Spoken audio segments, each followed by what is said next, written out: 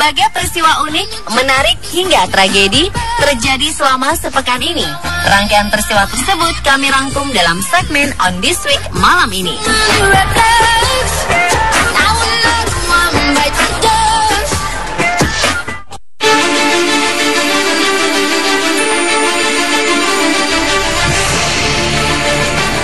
Sebuah berita menyebar di sosial media Cina yang berisi praktek culas pedagang restoran yang menjual udangnya seharga 38 yuan per ekornya atau setara dengan Rp80.000.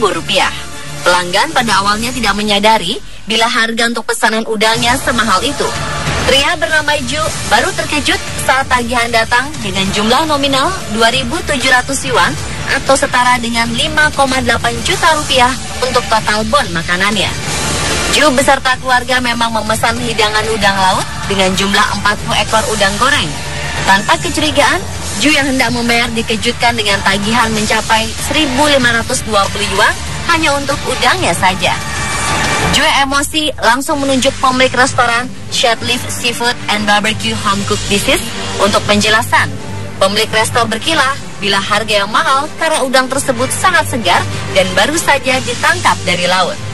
Konflik yang sampai memanggil pihak kepolisian ini berakhir dengan kewajiban Ju yang berujung pembayaran 2.000 yuan, setara dengan 4,3 juta rupiah sebagai pembayaran tagihan makanannya. Insiden ini menjadi kehebohan di media sosial Cina, Weibo.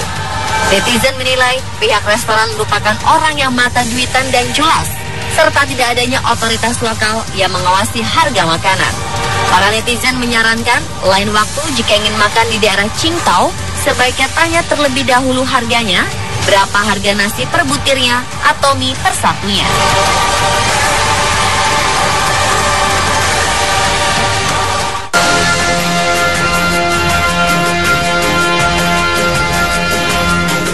Sebuah pantai berlokasi di delta sungai Liuhe, 30 km dari kota Panjin, Cina, sedang jadi buruan wisatawan seluruh dunia.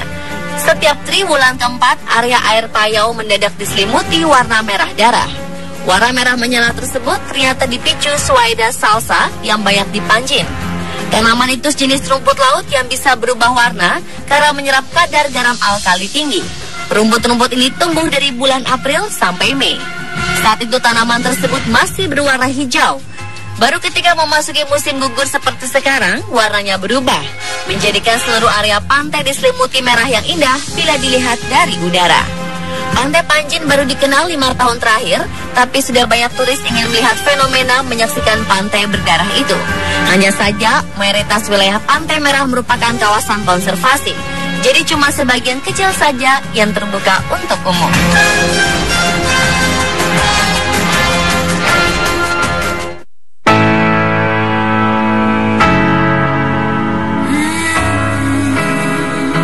Lembaga Antariksa Amerika Serikat NASA mempublikasi foto satelit yang menampilkan kabut asap yang menyelimuti wilayah Pulau Sumatera, Kalimantan, serta sebagian wilayah Singapura dan Malaysia.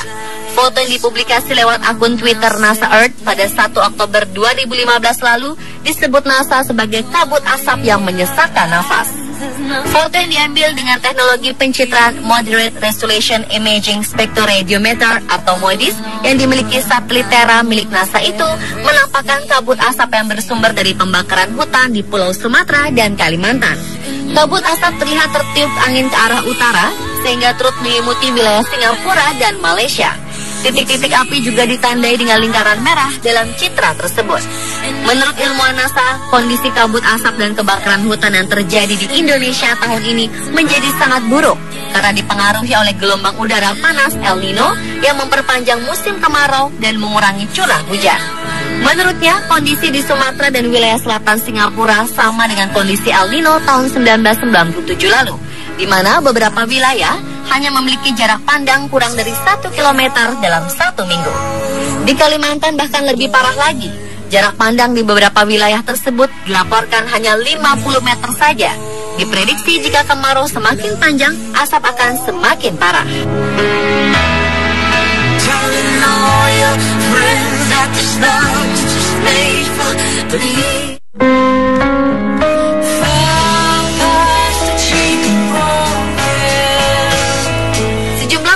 Dari di sebuah perusahaan Cina dihukum merayap di jalanan lantaran mereka gagal memenuhi target penjualan. Beberapa foto yang memperlihatkan mereka tengah dihukum beredar di media sosial. Foto-foto itu diyakini diambil minggu lalu saat hari libur nasional. Para pegawai itu terlihat sedang merayap susah payah di pinggiran danau di kota Sehao. Perwakilan perusahaan mengatakan aksi mereka adalah hukuman dari perusahaan karena gagal mencapai target penjualan. Para pegawai itu diharuskan mengiringi danau Ruyi di sebuah pusat bisnis dengan cara merayap. Menurut jumlah saksi, baju dan celana para pegawai itu sampai robek akibat hukuman yang memalukan tersebut. Seorang pegawai bahkan terlihat sedang menangis di sisi jalan karena hukuman berat itu. Pihak perusahaan juga diyakini menugaskan seorang pengawas buat memastikan seluruh pegawai menjalankan hukuman itu. Just let me run where I want.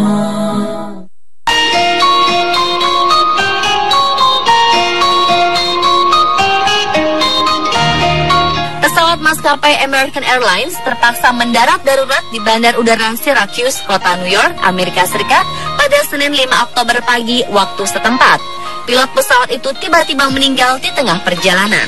Untung sang co-pilot sigap mengambil ahli kemudi, kemudian minta bantuan menara kontrol untuk mengarahkan mereka mendarat darurat.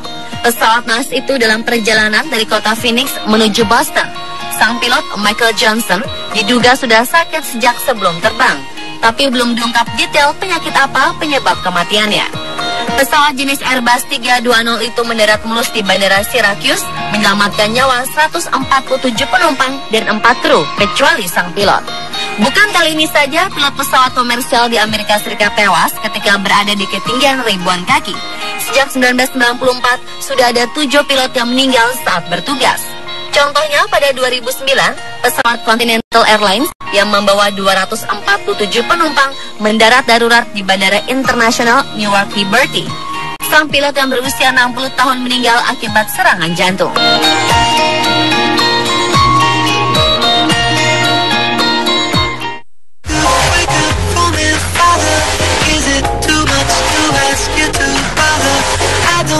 Sebagai penghormatan untuk mendaki Everest pertama, Tenzing Norgay dan Edmund Hillary diadakan Tenzing Hillary Everest Marathon. Puluhan atlet pun bersiap di titik start lomba lari sejauh 42 km di distrik Solukhumbu, kaki Gunung Everest, Nepal, 5 Oktober lalu. Tenzing Hillary Everest Marathon ini sebenarnya diadakan pada bulan Mei untuk memperingati penaklukan pertama Everest oleh Tenzing Norgay dan Edmund Hillary. Namun baru bisa dilangsungkan sekarang karena gempa bumi yang mengguncang Nepal pada April lalu. Maraton cukup ekstrim ini menarik minat hingga 54 atlet untuk berpartisipasi. Dalam perlombaan ini, para peserta tak hanya ditantang dengan jauhnya rute, melainkan juga medan terjal dan suhu dingin.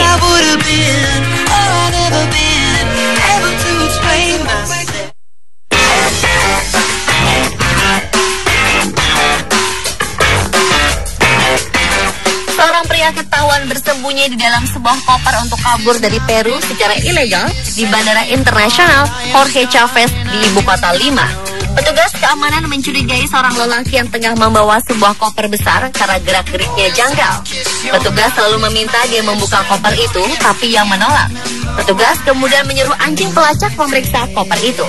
Petugas pun membuka koper itu dan muncullah seorang lelaki dari dalam koper. Polisi mengatakan lelaki itu ingin kabur dari Peru. Kini dia sudah dibekuk bersama temannya. Mereka kemudian dibawa ke sebuah ruangan di bandara untuk ditanyai dan diidentifikasi. Polisi belum mempublikasikan nama keduanya. Kejadian itu terekam dalam sebuah video yang disebar di media sosial.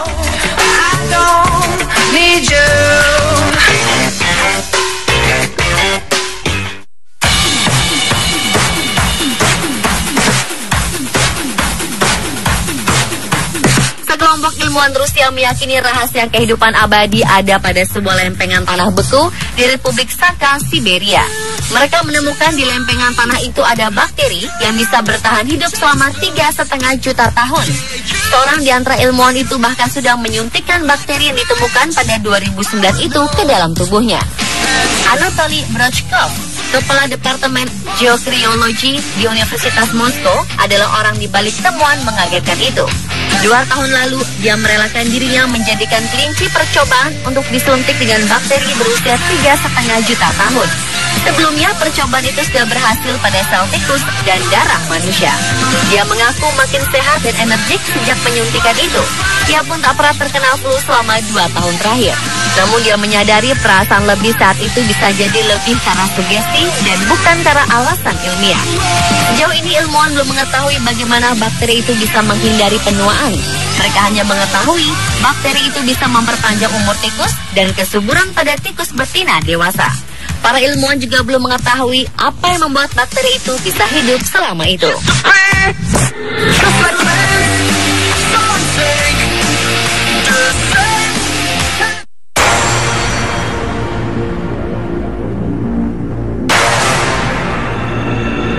Seorang gelandangan perempuan yang duduk selama 7 jam di restoran cepat saji Hong Kong ternyata diketahui sudah meninggal. Para pengunjung restoran tidak menyadari kondisi wanita yang diperkirakan berusia 50 hingga 60 tahun itu. Wanita itu sudah biasa mengunjungi restoran tersebut. Dia tidak bergerak dari kursinya selama 7 jam hingga seorang pengunjung menyadari ada keanehan. Wanita itu pun menyatakan sudah meninggal di lokasi. Departemen Sosial setempat mengatakan mereka sangat prihatin dengan kejadian ini. Lembaga swadaya masyarakat memperkirakan ada lebih dari 1.000 gelandangan hidup di Hong Kong. Mereka kebanyakan terpaksa tidur di jalanan karena tidak mampu membayar uang sewa rumah atau tempat tinggal yang terlampau mahal.